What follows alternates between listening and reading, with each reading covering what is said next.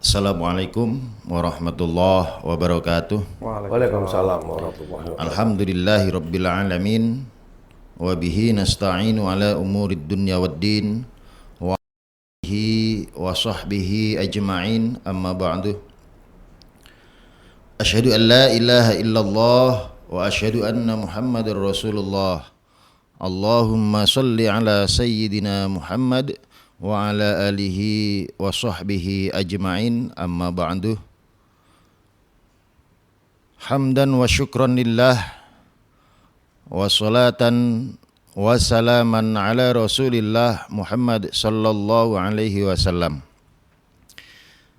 Sahabat TV Kota Medan, TV NU Kota Medan yang dirahmati oleh Allah Subhanahu wa taala, kembali kami hadir dalam diskusi di kantor PCNU Kota Medan yang pada hari ini akan mengangkat tema tentang good government, clean government versus OTT KPK di Sumatera Utara, yang insya Allah nanti telah hadir bersama kita Bapak Profesor Zulfirman SHMH. Terima kasih Prof telah hadir. Yang kedua Bapak Arizal SHMH yang sudah hadir di tengah-tengah kita, yang hari ini sebetulnya kita juga undang dari pihak pemerintah, yaitu dari Gubernur Sumatera Utara, tapi sampai pada saat ini belum ada konfirmasi untuk hadir, dan dari pihak DPRD Sumatera Utara Komisi A juga belum ada hadir di kantor PCNU. Tapi kita lanjutkan untuk diskusi kita pada hari ini yang telah hadir narasumber di tengah-tengah kita. Untuk memulai acara pada hari ini, kita baca Ummul Quran, Suratul Fatihah. Mudah-mudahan acara pada hari ini berjalan dengan sesuai dengan yang kita harapkan. Al-Fatihah.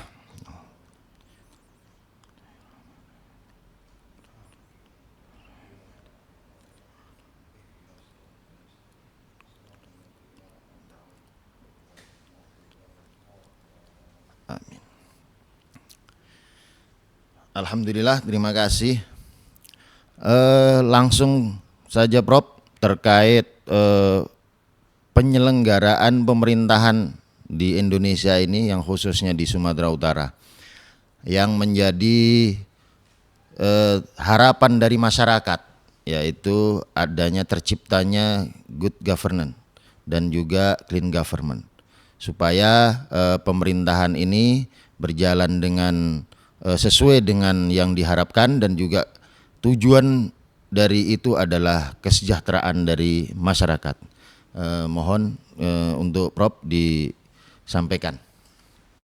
Terima kasih Pak Yum atas kesempatan yang diberikan kepada kita.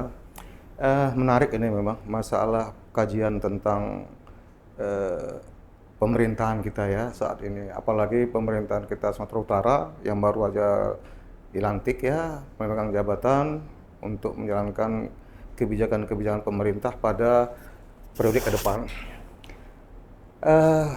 Pada dasarnya fungsi pemerintah itu ada 3. Pertama, fungsi pemerintah itu adalah pemberdayaan. Yang kedua, pembangunan. Dan yang ketiga, pelayanan. Jadi 3 fungsi pemerintah ini nih, itu ditujukan pada dasarnya adalah bagaimana mencapai substansi demokrasi. Jadi pencapaiannya adalah bagaimana demokrasi substansi itu bisa tercapai. Nah, dalam rangka mewujudkan itu, mau tidak mau, pemerintah itu ada terikat pada 2 konsep utama. Konsep pertama ada clean governance, yang kedua adalah good governance. Jadi kedua konsep ini sebenarnya 2 hal yang tidak bisa dipisahkan satu sama lain. Kalau clean governance itu biasanya ditujukan kepada orang atau subjek yang menyelenggarakan pemerintahan. Sedangkan good governance itu bagaimana orang yang memegang jabatan ini mengelola pemerintahan dengan baik dan benar. Jadi masing-masing punya tujuan dan ini saling melengkapi sesama lain. Tidak akan berhasil good governance tanpa ada clean governance. Kemudian clean governance itu juga sangat mempengaruhi bagaimana capaian good governance. Nah, dua hal ini yang kadang-kadang menjadi hal yang menjadi krusial dalam aplikasi. Dalam teorinya sih bagus-bagus saja, tapi dalam aplikasinya kadang-kadang ini menjadi tertumpang tindihnya kepentingan subjektif dengan kepentingan masyarakat banyak atau kepentingan pemerintahan. Jadi orang yang menyelenggarakan pemerintahan itu haruslah orang yang benar-benar satu, amanah dia, jujur, kemudian diabdikan dirinya untuk orang banyak. Nah, tadi kan dikatakan tadi fungsi pemerintah pelayanan. Jadi dia mengabdikan diri untuk orang banyak, dia bukan harus dilayani. Jadi kepekaan sosial itu nampaknya sangat dibutuhkan oleh penyelenggara pemerintahan. Nah, kepekaan sosial ini salah satu piranti yang paling menentukan pula untuk menentukan kebijakan-kebijakan pemerintah ke depan, kebijakan-kebijakan publik. Jadi kalau clean governance itu bicara tentang korupsi, kolusi dan nepotisme, ini negaranya negara, bukan punya keluarga gitu. Ini jadi itu yang harus dipahamkan gitu. Ini kan negara lah, keluarga. Kita ini abdikan diri kepada negara atau pemerintah. Sedangkan good governance itu terkait dengan bagaimana ya mengelola suatu pemerintahan itu untuk mencapai tujuan yang diinginkan bersama. Nah, jadi kalau begitu tujuan keinginan bersama itu harus ditentukan dulu. Baru dicari caranya bagaimana mengelolanya, menjalankannya. Kalau tadi orangnya harus jujur, amanah, nggak mau neko-neko. Sekarang bagaimana dia menuangkan programnya ini betul-betul mencapai sasaran yang diinginkan. Salah satu kebijakan publik itu adalah bagaimana pemerintah mencapai tujuan bersama. Nah, kalau mau mencapai tujuan bersama, itu maka harus terlibat partisipasi. Jadi dalam good governance itu salah satu kunci partisipasi masyarakat. Artinya pada saat mengambil keputusan-keputusan publik, itu masyarakat harus dilibatkan. Jangan dibiarkan, jangan penonton. Kemudian, dalam masyarakat itu sendiri, banyak kepentingan. Ada 3 kekuasaan yang paling mendasar dalam good governance. Pertama, penguasa. Kedua, pengusaha. Ketiga, masyarakat. Ini dia masalah ini. Ini pengaruhnya besar-besar ini terkait nanti dengan clean governance. Nah, kalau pengusaha, ya logikanya pasti yang untung rugi lah. Nah, ini biasanya kadang-kadang sekarang itu terkenal ya, istilah kita sekarang oligarki, ya, pemerintahan oligarki. Nah, salah satu ukuran kegagalan pemerintahan, kalau antara penguasa dengan pengusaha udah nggak bisa lagi dipisahkan. Padahal seharusnya dipisahkan itu. Pengusaha ya pengusaha, pengusaha ya pengusaha. Tapi kalau dalam rangka mengambil kebijakan sudah tidak bisa membedakan pengusaha kah dia atau penguasa kah dia, itu jadi problem. Itu salah satu kegagalan satu pemerintahan. Nah, sekarang kita lihat aja pemerintah sekarang. Apakah pemerintahan kita ini memang betul-betul dia sebagai pengusaha lepas dari penguasa atau penguasa ya sekaligus juga ada pengusaha? Jadi gotong royong yang kita kembangkan dalam pemerintahan kita ini, dalam ideologi kita ini, itu gotong royongnya antara pengusaha dengan penguasa saja. Masyarakat nggak dilibatkan, gitu. Nggak ada partisipasi. Nah, padahal salah satu good governance itu adalah partisipasi masyarakat yang maksimal. Nah, ini sekarang kita lihat bagaimana pelaksanaannya. Tanya aja kita lihat aja ukurannya. Di APBN atau di APBD, ya beda APBD pemerintah, terlibat nggak masyarakat? Atau pemerintah menentukan kebijakan, aku membuat ini, mau aku aja bukan mau rakyat. Ada nggak skala prioritas dalam rangka tadi mengatakan pelayanan, pembangunan dan pemberdayaan?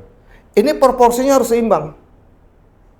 Tapi kebanyakan, nah ini kenyataan prakteknya, pemerintah banyak lakukan pembangunan. Kenapa? Di sini ada bersatunya antara pengusaha dengan penguasa. Ini jadi yang saya katakan dari awal. Kalau dalam hal di pemerintahan provinsi, Pak, sebetulnya yang paling dibutuhkan untuk saat ini itu di posisi yang mana? Dalam pemberdayaan, pembangunan atau di pelayanannya? Nah, kalau di tingkat provinsi, seharusnya dia itu pemberdayaan sama pembangunan. Dia harus prioritas dulu. Kalau melayani, itu ada bupati, karena langsung sama rakyatnya. Rakyatnya ada di bupati, ada di wali kota. Pemerintah di provinsi itu di pembangunan sama pemberdayaan. Nah, sekarang saya tanya, ada nggak pemberdayaan dilakukan anggaran untuk pemberdayaan? Pemberdayaan itu artinya masyarakat tidak lagi tergantung kepada pemerintah, sehingga dia bisa menjadi mitra pemerintah untuk melakukan capaian sasaran yang samakan. Ini tidak. Jadi pemberdayaan yang harus dilakukan pemerintah adalah bagaimana rakyat itu bisa mandiri, tidak tergantung sepenuhnya pada pemerintah. Nah, sekarang saya tanya, faktanya rakyat tergantung dengan pemerintah atau mandiri? Kalau untuk sekarang ini lebih banyak ketergantungan, Bro. Banyak dampak-dampak negatif daripada bansos. Maaf ya, Itu maaf ya. salah satu. Sudahlah salah tidak tepat sasaran. Ini pengelolaannya ya. Saya bicara pengelolaan. Pengelolaannya nggak tepat juga. Siapa yang dapat bansos? Orang-orang terdekat pada orang-orang yang punya berkuasa. Itu udah tutup mata kita. Banyak itu rakyat yang komplain itu. Loh, kok saya ini orang miskin kok nggak dapat? Ini tanya, kamu mau menjadi orang miskin katanya? Loh, ini kan bicara orang tuh bantuan sosial memang harus diberikan, bantuan sosial ada parameternya. Gitu. Jadi faktor pemberdayaan itu menjadi penting. Kalau saya menurut Provinsi Sumatera Utara, dua itu, pembangunan dan pemberdayaan. Yang mana yang didahulukan itu, Bro? Yang pembangunan atau di pemberdayaannya dulu ini? Kalau Di saya prioritas melihat, lah. ya kalau saya lihat dalam rangka menciptakan demokratisasi, pemberdayaan dulu. Pemberdayaan. Karena apa? Pembangunan ini bisa ditompang oleh provinsi dan kota, negara gitu. Jalan provinsi itu berapa sih? Berapa jalan provinsi? Jalan negara lebih banyak kan jalan provinsi. Kemudian jalan kabupaten ada di yang pengelola. Kalau menurut saya dua ini, pembangunan bikin skala prioritas, pemberdayaan diutamakan. Karena membangun fisik tanpa dibangun manusianya nggak ada artinya. Kualitas sumber daya manusia menjadi penting. Jadi bagaimana pemerintah provinsi memberdayakan sumber daya manusia? Karena apa? Sumber daya manusia ini dia jangkauannya luas. Misalnya penguasaan teknologi. Ada nggak sekarang masyarakat kita yang menggunakan teknologi untuk melakukan kehidupan bisnisnya atau kehidupannya? Ada nggak kreativitas dalam dunia digital? Hal ini kan kencing. Nah, saya teringat ini wakil Wapres kemarin tuh. Kalau muda katanya kan digitalisasi segala macam. Sekarang ini kenapa nggak dilaksanakan di pemerintahan Pasar Utara? Misalnya, bagaimana mengembangkan masyarakat untuk memasarkan produknya, bagaimana menghasilkan produk, bagaimana kreatif ya, apa namanya istilahnya? Berarti dari salah Kreatif. satu pemberdayaan itu dengan pelatihan kepada masyarakat. Sebetulnya. Iya, karena manusianya disarankan. Saya menarik kali ya, saya bukan apa itu. Saya mengambil contoh aja. Saya waktu itu rumah saya itu jalannya tuh rusak. Karena saya punya, maaf ini bukan membanggakan diri. Saya pikir ini jalan umum. Bukan saya aja yang pakai. Kalau ini jalan rusak, orang semua kapan? Udah saya perbaikin aja. Nggak perlu saya biaya dari pemerintah. Karena apa? Maaf, kita sumber daya kita sudah ada. Udah tahu kita minyaknya apa. Artinya partisipasi kita di mana kita bisa tahu. Sekarang bisa nggak kita minta partisipasi masyarakat? Untuk menentukan anggaran pendapatan saja, masyarakat payah kita minta partisipasi. Nggak tahu dia. Masyarakat pasti bilang, udahlah Pak, yang penting aku dapat subsidi gitu aja. Kadang-kadang itu jadi apa ya, mana yang duluan yang harus dilakukan. Apakah kita dari sebagai masyarakat ini mengharapkan, pemerintah bangun dulu dong ini infrastrukturnya, baru nanti kami bayar pajak. Ini jangan pajak-pajak aja yang diminta, tapi pembangunan tidak sesuai dengan yang diharapkan begitu. Itulah saya bilang tadi, bagaimana pemerintah dalam good governance ya itu bisa mengalokasikan dana dengan efektif dan efisien. Itu salah satu good governance. Sekarang kita tanya, efektif efisien nggak penggunaan ini? Tujuan good governance itu dia. Tujuan clean governance juga itu, supaya uang ini jangan kemana-mana digunakan, betul-betul dan efektif. Ini kan tidak tuh, maaf ya. Kalau kita, ya maaf lah, kalau misalnya tindak pidana korupsi, penyalahgunaan wewenang kan? Penyalahgunaan wewenang artinya dengan kewenangan dianggap sebagai atau kekuasaan dianggap sebagai komoditas. Kan susah itu kalau begitu. Padahal kan tadi clean government nggak boleh gitu. Saya kekuasaan. izin, Prof. Karena masuk udah pembahasan ke dalam korupsi, kita kan dari pembahasan dari OTT KPK karena di sini ada praktisi hukum. Dari Pak Arijal sendiri, bagaimana menyikapi fenomena yang terjadi di Sumatera Utara ini terkait OTT KPK? Ini bukan yang pertama kali nih yang terjadi di Sumatera Utara. Sebelumnya pun sudah terjadi. Kenapa ini di Sumatera Utara ini bisa terulang seperti itu? Apakah tidak ada efek jera atau rasa ketakutan di tengah-tengah pejabat atau seperti apa menyikapi OTT KPK ini, Pak Rijal? Begini, kalau menganggap OTT KPK ini di Sumatera Utara khususnya baru-baru inilah ya, kita lihat di media online ya, salah satu pejabat Pemprovsu ya itu kena OTT. Jadi kalau saya mengkaji di sini menunjukkan juga KPK itu gagal, bukan berhasil. Kenapa? Ini kan udah berkali-kali. Karena sepengetahuan saya, salah satu tugas KPK itu mencegah. Kan ada 6 tugas KPK: mencegah, monitoring, supervisi, penyelidikan, penyidikan dan penuntutan. Ini bab kelima. Dia mencegah. Kenapa mesti OTT? Kalau memang ada gejalanya, dia kan punya evaluasi, monitoring, lapor, kasih tahu, kasih masukan. Bagaimana ini kan kalau OTT bukan operasi tangkap tangan gitu. Berarti kan ini udah dibontoti, udah diikuti mungkin. Ada mungkin udah disadap. Ini kan mungkin saja. Tapi kalau memang ada indikasi arah ke sana, seharusnya KPK dia kasih tahu pihak yang berkompeten lah. Misalnya ini dinas PU, siapa atasannya, kasih masukan. Nah, didampingi lah. Bukan langsung, karena dalam tindak pidana itu kan harus jelas dulu apa tindak pidananya, bagaimana modus operandinya, apa alat buktinya, baru siapa tersangkanya. Jangan dibalik, tangkap dulu, modusnya nanti, alat buktinya nantilah itu. Jangan.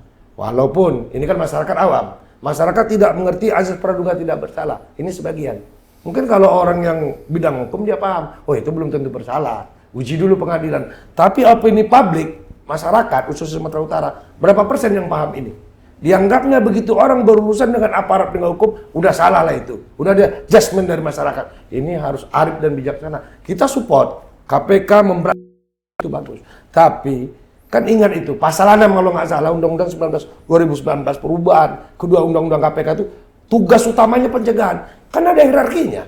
Ini dulu loh, cegah dulu. Kita sebagai masyarakat Sumatera Utara kan malu ini. Pejabat kita kena, kan begitu. Ya dianggap koruptor di orang Sumatera Utara. Kita kan keberatan, jangan sempat stigma seperti itu. Apalagi udah berulang-ulang. Ya kasih masukan. Monitoring OTT KPK yang terakhir ini, Pak. Di Sumatera Utara ini, yang terakhir lah yang yang lagi viral di media sosial ini. Menurut Bapak, sudah tepatkah langkah yang diambil oleh KPK ini terhadap perkara ini, atau seharusnya pencegahan aja dulu, tak usah lagi ada OTT begitu? Kalau saya bicara tepat tak tepat, ini kan ada alat barometernya. Ya. Kalau saya melihat dari sisi undang-undang, khususnya pasal 6 itu pencegahan dulu dong. Ini dia. Apalagi ini, maaf, ini kita kan baru, gubernur kita baru nih, kepala daerah kita ya. Mungkin kalangan elit mungkin masih bisa, udah urung rembuk. Pendapat pribadi lah Pak, sebelum masuk ke barometer undang-undang, dari pendapat pribadi Pak Arijal sendiri, sudah tepatkah langkah KPK dalam OTT KPK di Sumut ini? Kalau saya merasa kurang, harusnya pencegahan. Harusnya pencegahan. Pencegahan dulu, dicegah dulu. Jadi kalau memang ada indikasi sana, udah dikasihnya masukan. Oh tidak juga, dia kan bisa panggil. Ini kan buat kaget, buat gaduh nih orang nih. Tangkap sana, geledah rumah sana, geledah rumah sini kan. Keluarganya kan ada. Ini kan ada stigma di masyarakat, bapaknya koruptor ya. Padahal belum tentu, harus kita uji. Ini kan kumpul sana, kumpul sini, aparat ya mengawalkan itu. Itu kan harus kita pikirkan juga. Azas praduga tidak bersalah ini tidak semua masyarakat. Yang kedua, bagaimana HAM-nya. Oke lah, seandainya mempunyai alat bukti yang cukup. Yang bermasalah kan ini. Tapi janganlah digeledah ya. Suara penggeledahannya kan kadang kan di media, di sore itu kan jas masyarakat. Nah itu harus kita pikirkan juga. Jadi kalau menurut pendapat saya saat ini, pencegahan dulu. Terkecuali udah dia kasih masukan. Tidak juga itu baru. Sama aja ya kan. Bagaimana kerugian negara, keuangan negara yang tidak bocor. Saya pun heran juga ini dikatakan operasi tangkap tangan, ya kan? Kan pekerjaan yang baru-baru ini kan terkait jalan gitu kan. Kalau saya menilai pekerjaannya juga saya lihat dari media ya, saya tidak mengikuti juga, tapi dari media pekerjaannya juga belum tahu pemenang lelangnya siapa. Dari informasi yang beredar di lapangan, belum ada ditunjuk pemenang siapa yang mengerjakan pekerjaan ini.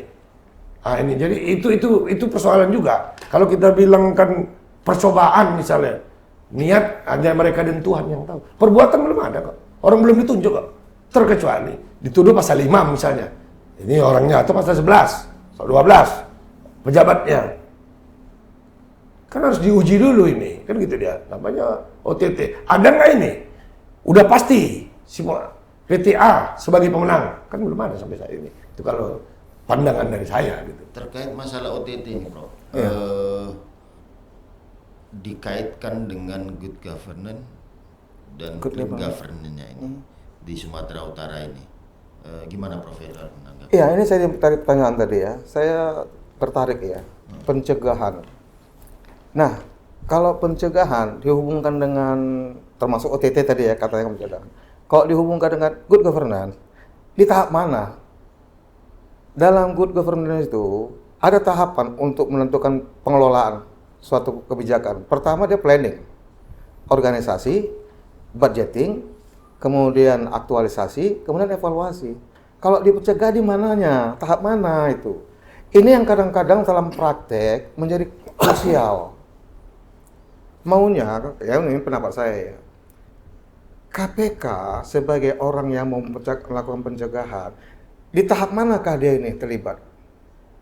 Dalam bentuk apa tindakan yang harus dilakukan?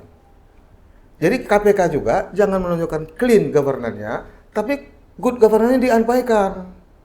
Jangan sempat pemerintah mau melaksanakan kebijakan terhalang ketakutan dengan ini gitu. Jadi dia harus tepat juga. Jadi izin Prof, untuk supaya agak lebih gampang dicerna oleh masyarakat umum dalam pemahaman kita memahami dari apa ya sisi masyarakat umum lah. Dalam posisi KPK yang sekarang ini melakukan OTT ini, apakah di situ ada kesalahan dari sisi good governance-nya atau dari itu saya lihat ini bias, nggak ada connect-nya gitu. Di mananya? Padahal kan kalau pemerintah kan punya program. Ya. Program itu di organisasi untuk dilaksanakan, kemudian biarkan dana. Ya kan? Nah, kalau bicara kerugian negara kan di dana ini gitu. Ya kan? Kalau di dana ini penyimpangan yang terjadi, barulah UTT misalnya atau pidana. Tapi kalau misalnya kalau dia mau pencegahan, kenapa nggak dilakukan pada saat planning? Karena program itu pakem yang harus dilakukan pemerintah.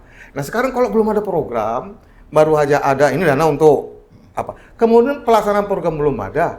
Gimana kita mau melihatnya? Jangan-jangan nanti OTT ini malah mengganggu kinerja pemerintah yang untuk efisien dan efektif mencapai sasaran. Kan jadi masalah juga. Artinya maksudnya begini, jangan kekuasaan hukum digunakan untuk mengkibriri atau menakuti orang melaksanakan kewenangan. dari sisi itu terkait masalah ini, Prof memandang apakah dalam OTT ini ada seperti itu? Saya lihat begitu. Iya, karena kan tadi kan belum ada program, belum ada apa, tahu-tahu ditangkap tangan, ya kan? Loh, sedangkan pemerintah itu kan salah satunya dalam rangka melanggar fungsi mengambil kebijakan publik. Kebijakan publik, oh udahlah kita membangun jalan provinsi. Ya. Karena ini kan dulu sudah dicanangkan oleh calon gubernur waktu berdebat gubernur kan jadi atau mungkin pemerintah sebelumnya. Iya, kan oh ini kita buat beginilah. Jadi sekarang kalau dia mau OTT sebagai pencegahan, ya harus dilakukan di planning itu.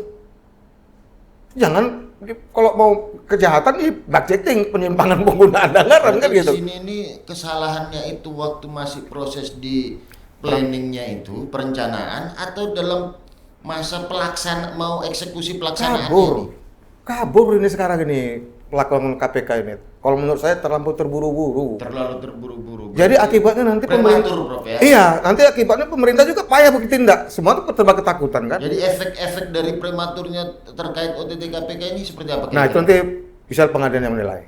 Oh. Ya, Tapi kalau saya melihat, kalau memang tujuannya mau penindakan atau pengawasan, lihatlah tahapan itu di mana dia berada. Dalam rangka menjalankan clean governance. Di tahap mana? Tapi kok sudah di tahap pembagian uang, pengemanfaatan uang, itu baru salah satu pasal 23 ya, pasal 2 dan 3 KUHP. Itu udah kerugian negara. Tapi kalau misalnya ini masih mau diprogram, kan belum jalan lagi, masih dalam kepala gitu ya. Belum dibicarakan belum diorganisasi, belum dituangkan dalam program-program yang jelas, ya tunggu dulu lah. Kalau gitu janganlah UTT. Kalian kalau mau buat begini harus begini. Anggaran dari pusat itu pengelolaannya seperti ini. Nah, itu baru pencegahan. Tapi dari yang dilakukan banyak yang dilakukan KPK ini, baik itu OTT mungkin sudah dilakukan pencegahan mungkin ya.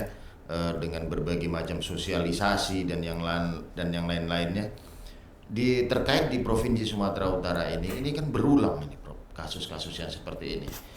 Atau mungkin KPK berpendapat dengan cara inilah menegakkan atau menjalankan clean governance ini. Ya, jangan gunakan hukum secara barbar. Itu aja.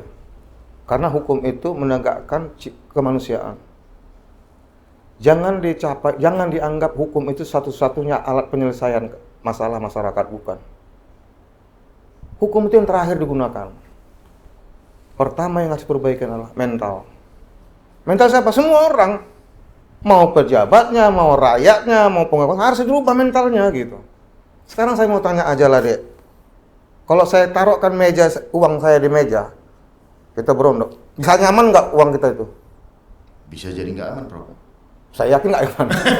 Karena apa, mental kita begitu, nggak merasa ini punya orang, nggak akan pernah merasa itu. Saya agak kurang sepakat saya, ya ada katanya gaji hakim mau dinaikkan sampai 200%. Enggak, korupsi itu keserakahan, bukan soal kekayaan, keserakahan. Makanya saya bilang tadi, hidup sederhana itu menjadi penting. Berarti bisa nggak kita hidup sederhana? Tidak terlalu berpengaruh lah itu Nggak nanti ada kalau itu. seandainya dinaikkan gaji hakim tuh Prof. Orang korupsi itu yang berkaitan dengan kekuasaan kok. Oke. Cemana? Orang yang punya kekuasaan ada uangnya nggak? Masa jadi gubernur kampanyenya berapa miliar itu? Jadi kalau saya gubernur, DPR aja berapa miliar? Jadi bukan soal uang, mentalitasnya. Kalau saya perkaya spiritual, NU punya kerja ini harusnya. Maaf ya, saya bukan apa. Karena saya pendiri NU, saya salut loh. Dulu hakim ini siapa namanya pendiri NU? Hasyim Asy'ari. Itu waktu Wisu berdiri pertama kali dia ngasih ceramah demokrasi itu. Makanya saya bilang NU lah tampil ke depan. Maaf ya, saya bukan apa, berdiri bersama saya. Tampil ke depan NU. Saya kadang-kadang waktu dia bicara demokrasi luar biasa itu. Itu tahun 56 dia ke pidato itu. Sedikit melanjutkan komentar dari Prof tadi.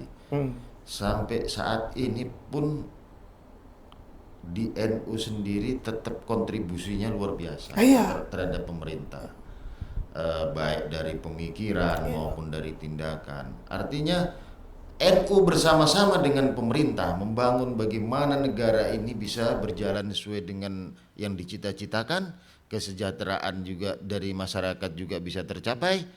Nah, tapi yang terjadi hal-hal yang seperti ini itu di luar dari dari yang direncanakan begitu ya. Tapi memang adalah yang seperti itu memang. Gimana Prof menanggapinya itu Prof?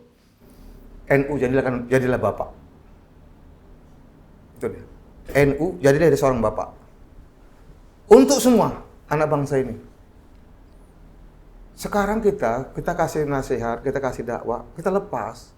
KPK itu bikin juga hubungan dengan KPK NU, jangan dibiarkan aja, jangan pemerintahan aja. Kau kalau menegakkan peraturan itu hukum itu jangan jadikan alat barbar gitu kan, bisa aja. Ini enggak kan? Ada nggak? Maaf ini saya nggak tahu. NU ada nggak bikin pencerahan spiritual kepada KPK? Kalau saya gini, Prof. Dari yang kita diskusikan ini kan disiarkan juga secara nasional dan di TV NU kan. Artinya begini.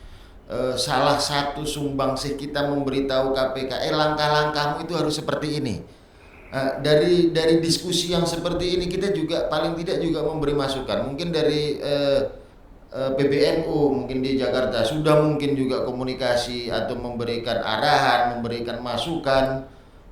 Saya yakin dari pusat juga sudah ada. Hanya memang begini ya, ketika kita sudah memberi nasihat, perintahnya itu kan kita disuruh menyampaikan hal-hal yang baik.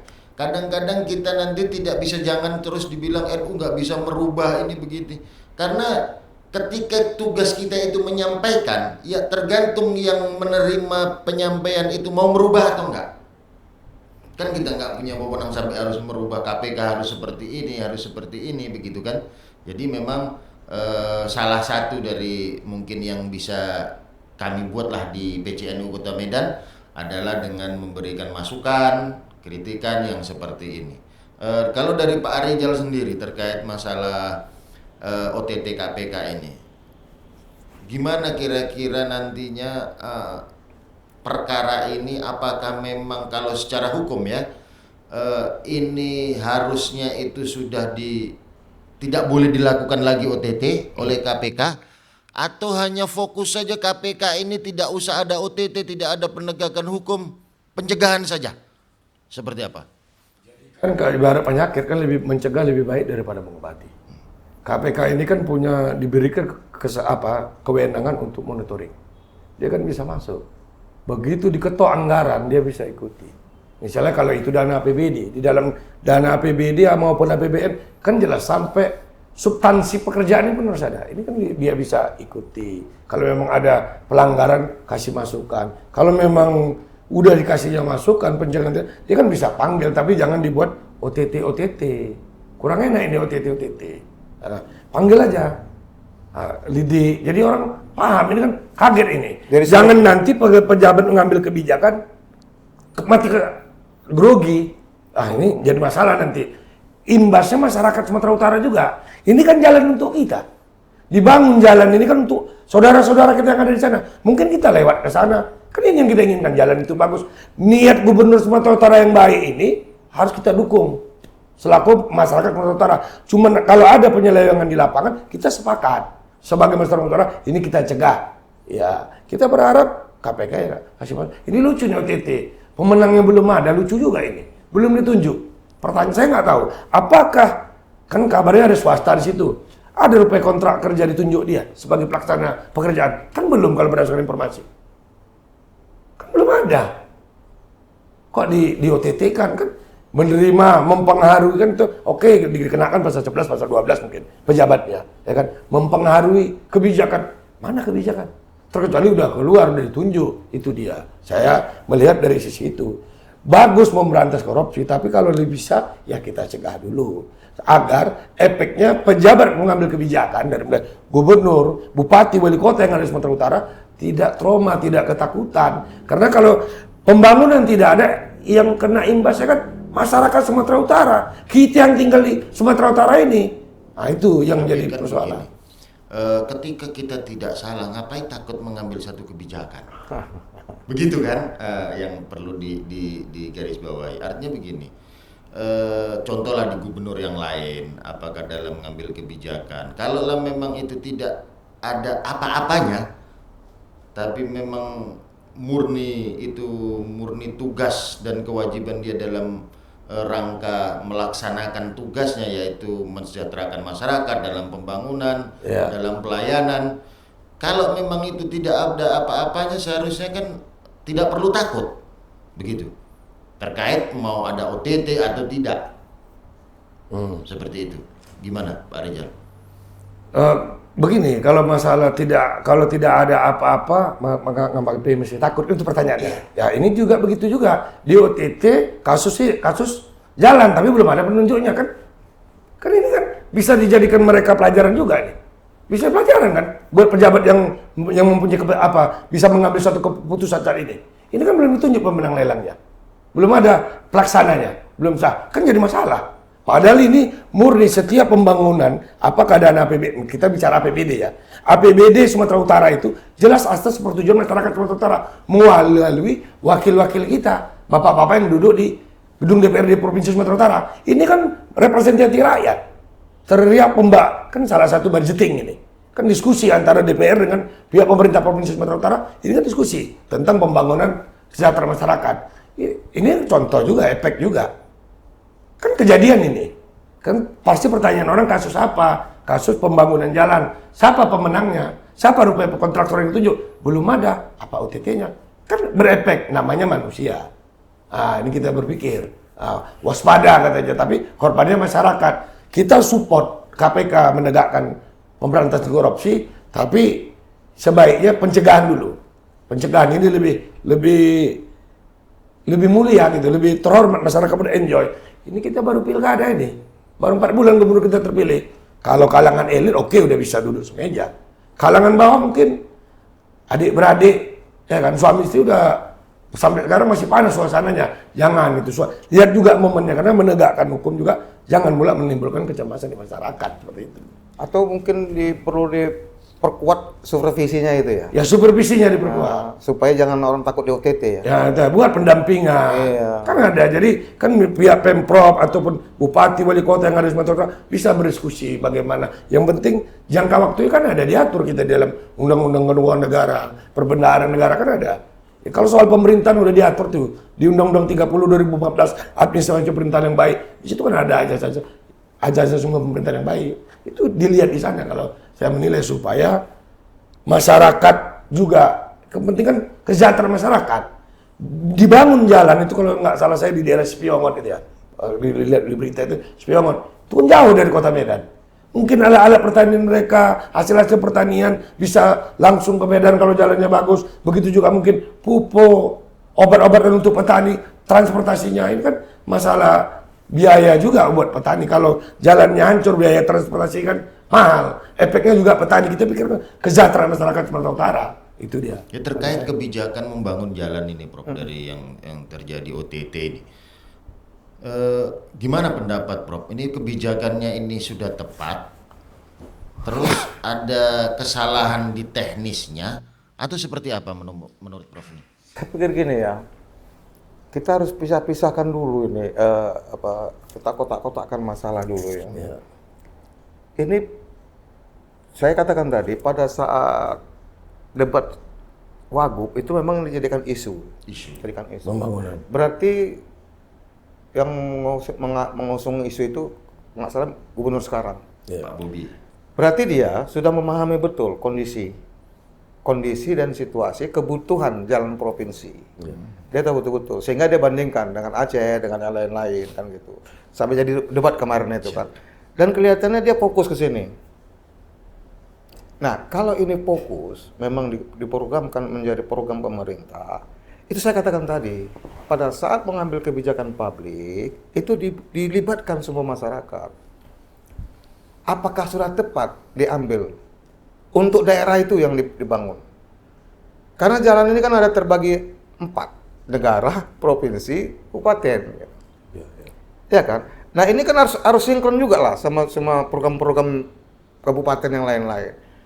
Apa memang daerah situ yang harus didahulukan prioritas pembangunan jalannya atau tempat lain? Misalnya, kenapa nggak daerah Sibolga? Pertanyaannya, kenapa nggak daerah Sibolga? Padahal Sibolga juga produksinya bagus. Jadi maksud saya itu tadi, jangan maunya membuat program itu dadakan-dadakan, tapi bikinlah studi kelayakan yang benar. Memang ini diperlukankah masyarakat atau belum? Kalau memang diperlukan masyarakat mendesak, ya dilaksanakan. Tapi kalau memang masih ada hal yang lain yang harus didahulukan. Kalau dari penilaian Prof sendirilah terkait masalah kebijakan ini ya, apakah di situ memang tidak ada diikut sertakan peran masyarakat dalam hal ini? Setiap kebijakan publik harus ikut partisipasi masyarakat. Harus. Bagaimana melibatkannya itu jadi permasalahan dalam lapangan. Mungkin kalau masyarakat awam dilibatkan nggak tahu apa-apa dia. Mungkin bisa melalui LSM, melalui perwakilan yang punya kapabilitas. Kan banyak itu kan organisasi masyarakat. Misalnya NU juga bisa dimintai pendapat. Gimana ini menurut kalian begini? Karena masyarakat awam juga nggak ngerti apa-apa dia itu. Cuma kan di antara masyarakat itu ada yang mewakili kepentingannya misalnya. Sekarang saya tanya, siapakah yang mewakili kepentingan pedagang kaki lima? Saya tanya sekarang. Pak Prof. Bingung kita kan? Padahal itu Nggak bisa paling menjawab banyak loh. saya ini. Ya, paling banyak populasinya gitu maksud saya kan. Terpikir nggak Provinsi Sumatera Utara? Kalau nanti saya jawab begini, Prof. Kan sudah memilih wakil rakyat nih. Ya yang mewakili yang duduk di DPRD lah, begitu. Gimana itu, Prof? Iya. DPR itu ada komisi-komisi, bidang-bidang tertentu. Tepat nggak orang bidangnya itu gitu. Misalnya, oke lah DPR kita masukkan ini. Bagaimana pemberdayaan masyarakat? Misalnya pemberdayaan masyarakat itu ekonomi rakyat apa nih ya rendah. Ada nggak dibicarakan di DPR? UMKM itu ya. Jangan UMKM sudahlah usaha. Ini masyarakat yang nggak punya yang pekerjaan dia, bukan usaha, pekerjaan. Misalnya nelayan misalnya kita ambil, petani misalnya. Ada nggak petani diberi pemberdayaan? Sekarang kan ada masalah pupuk sudahlah. Bagaimana dia mengelola teknologi pertanian? Ada nggak disentuh? Itu kan pemberdayaan orang ya kan? Kau kalau mau menanam sayuran misalnya, sayurannya berkualitas, seragam. Ya. Di Thailand, satu pohon rasanya sama semua, nggak ada beda-beda. Sekarang ada nggak pemberdayaan kita di situ? Maksud saya begitu tadi, pemberdayaan itu jangan juga diabaikan hanya ini gitu. Karena kalau pemberdayaan, uang pemerintah banyak keluar. Tapi masukannya nanti sebagai pendapatan daerah. Satu kewajiban nggak pemerintah ini meminta masukan dari masyarakat? Wajib. Dalam good governance, ya itu mas. wajib partisipasi masyarakat. Sekarang itu yang jadi pertanyaannya. Saya mohon maaf juga. Ini Pak Gubernur ini bikin korupsi ini udah dibicarakan tuh betul nggak gitu? Jangan-jangan hanya karena program dia dulu tuh gitu, bukan kebutuhan masyarakat. Mungkin karena aku dulu kampanye begini, mau aku wujudkan misalnya kan. Tapi kebetulan apakah betul itu kebutuhan masyarakat misalnya? Ya kita di sisi lain lah Prof ya, janji kampanye itu kan memang harus dijalankan. Iya, tunaikan. cuma skala prioritasnya dulu gitu. Mana yang mau didalam? Itu betul. Misalnya begini, kita bangun jalan provinsi 1000 km atau 80 km dulu misalnya. Kalau kita bangun 1000 km misalnya, kan habis biaya ke situ kan, pemberdayaan nggak ada kan. Kalau gitu bikin prioritas, mana yang parah kali jalannya diperbaikin gitu. Jadi kalau dari yang bisa saya ambil dari pernyataan Prof tadi, ini pucuk pimpinan provinsi lah yang merencanakan ini. Iya, dia harus punya wawasan yang luas dan moralitas yang mumpuni. Pemimpin itu harus memiliki wawasan yang luas, baik dalam intelektualitas maupun moralitas. Makanya clean governance itu akan menjadi efektif. Kalau pemimpinnya seperti itu. Bisa nggak Sumatera Utara seperti itu, Bro? Harus bisa dong. Bisa. Jangan kita harus bisa. Bisa. Saya minta Pak Bobi sebagai gubernur yang muda tampil untuk ke depan gitu. Tampilkan citra diri sendiri. Saya minta Prof ketika gini, ini saya berharap ini juga ditonton Pak Bobi nih. Iya. Apa kira-kira yang mau Prof sampaikanlah ini ke Pak Bobi nih terkait Sumatera Utara ini? Terkait good governance dan Untuk juga Pak Bobi ya. Untuk Pak Bobi. Jujur aja lah kepada rakyat. Abdikan diri kepada rakyat. Jadikanlah pribadi kita sebagai pribadi yang lain sendiri. Jangan pribadi orang lain. Maaf ya. Orang kan semua tahu ini menantu presiden, jangan kaitkan dengan itu. Tampilkanlah diri Anda sebagai warga Provinsi Sumatera yang betul-betul berkualitas, baik secara moral maupun secara intelektual. Kita punya harapan.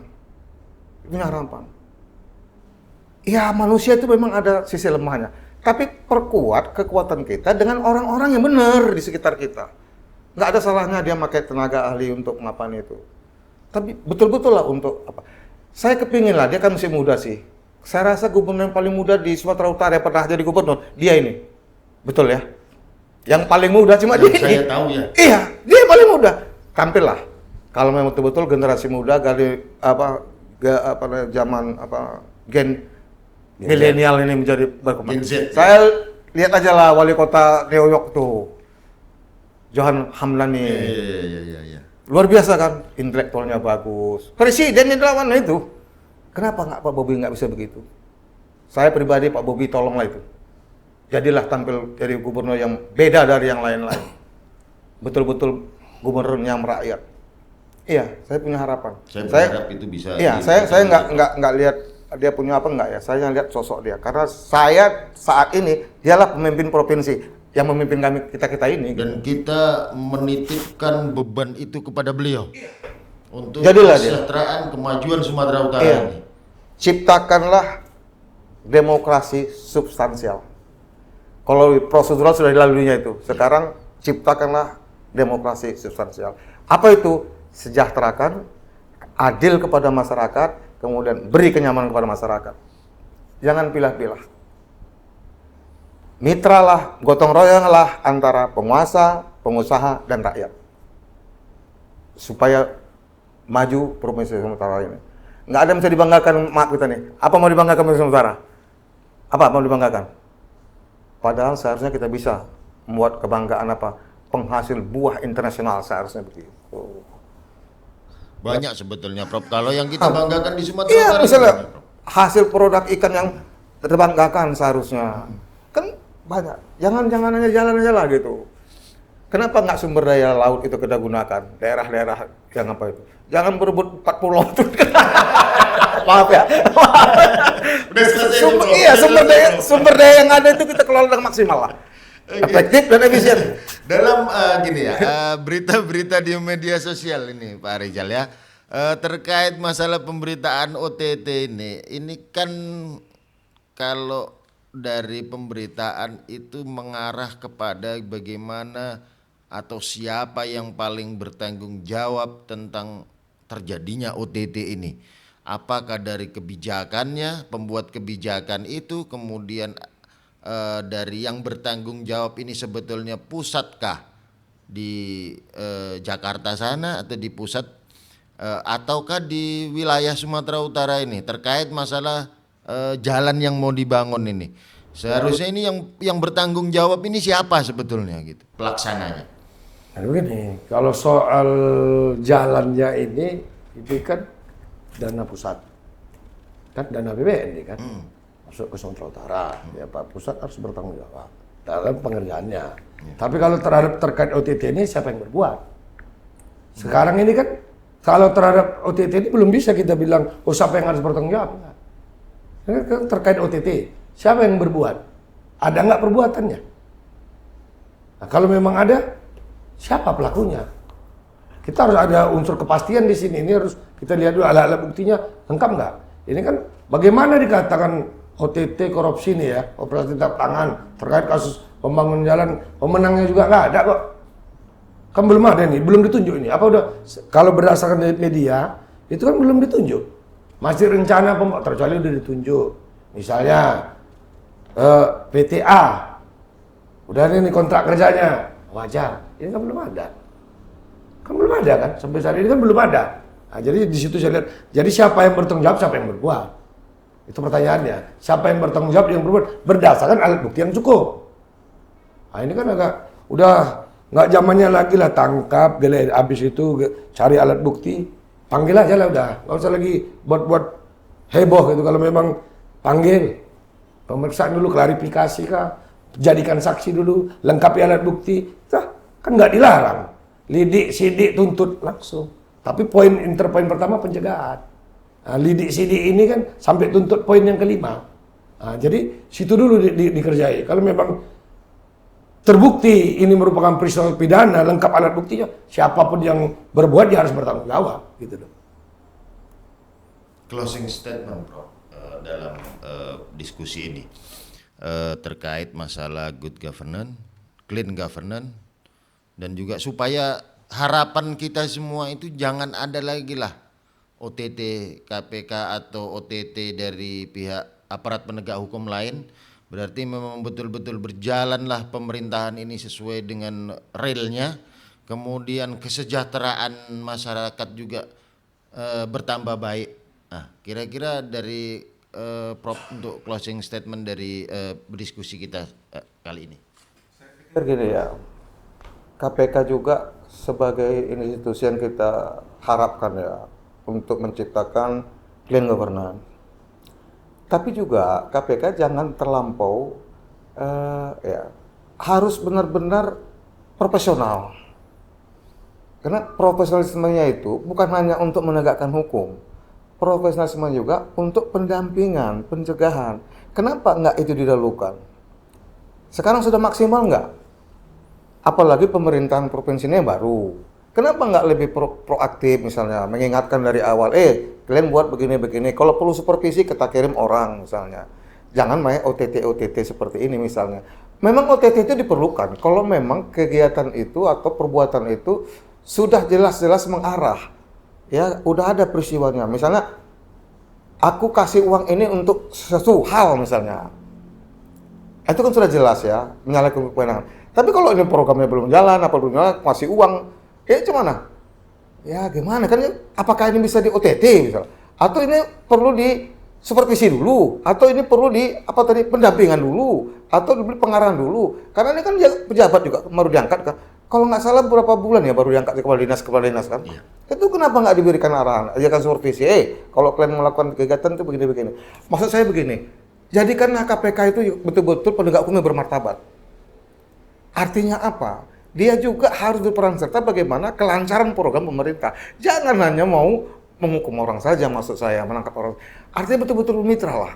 Dalam arti yang sesuai mencapai tujuan pemerintahan yang bersih, mencapai pemerintahan untuk efektif dan efisien, mencapai pemerintahan untuk bagaimana menciptakan keadilan sosial. Jangan pula nanti karena OTT, ya orang jadi takut dengan kebijakan gitu. Saya pernah ditanya dulu, cuman lah Pak, saya mau menjadi pemimpin Pak, kenapa? Ya, mau diangkat jadi kepala bagian ya. Kenapa? Aku nanti kena OTT aku tuh Pak. Jadi orangnya kapabilitasnya bagus, tapi nggak mau dia. Saya bilang ya udah jalankan aja kalau nggak salah. Pak, salah nggak salah Pak, kok sudah ditangkap, pusing kita katanya. Apalagi KPK sekarang ini kan, boleh SP3. Boleh. Wah enak-enak aja dia kan. Kalau artinya pertanggungjawaban profesionalismenya itu kurang.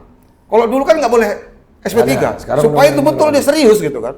Ini udah kalau saya tangkap SP3. Satu kata untuk dari Prof untuk Pak Bobi sebagai Gubernur Sumatera Utara, Prof. Sepanjang Anda benar, jalankan kebenaran itu. Kemudian sepanjang Anda untuk rakyat, jalankan untuk kepentingan rakyat. Jangan takut. Jangan takut. Silakan untuk closing Pak. Jadi khusus APH ya, aparat penegak hukum. Aparat penegak karena undang-undang tindak pidana korupsi itu juga itu kan untuk aparat penegak hukum dan penyelenggara negara. Dalam hal ini pemberantasan, kalau bisa pencegahan. Aparat penegak hukum, KPK, kejaksaan, kepolisian, berikanlah pendampingan terhadap kepala daerah yang ada di Sumatera Utara, gubernur, bupati, wali kota. Kita selaku masyarakat Sumatera Utara, cukuplah yang lalu-lalu. Pejabat kita itu terkena kasus korupsi. Ke depan itu mari kita bangun. Jadi kita berharap aparat penegak hukum, KPK, jaksa, maupun kepolisian berikan pendampingan terus menerus.